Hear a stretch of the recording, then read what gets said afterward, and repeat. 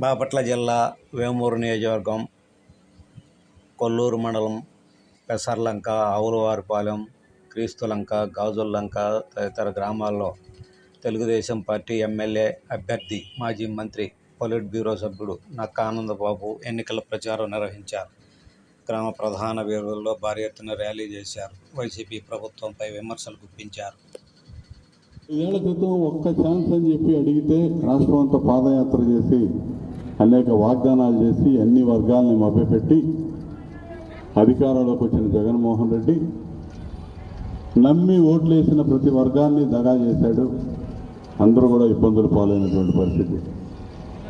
ఈరోజు ఆ వర్గాలన్నీ ఎదురు చూస్తూ ఉన్నాయి ఎన్నికలు ఎప్పుడెప్పుడా అని.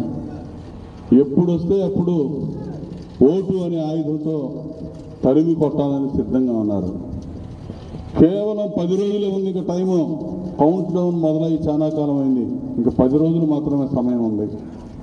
మీరు నాకు పూర్తి సంపూర్ణ విశ్వాసం ఉంది.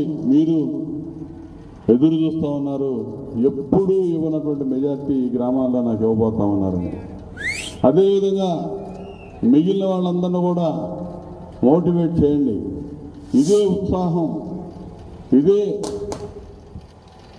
ఆవేశం ఎన్నికల రోజు సాయంత్రం వరకు ఉండాలి. ఎక్కడ అలసత్వం వహించకూడదు, ఎక్కడ అజాగ్రత్త ఉండకూడదు.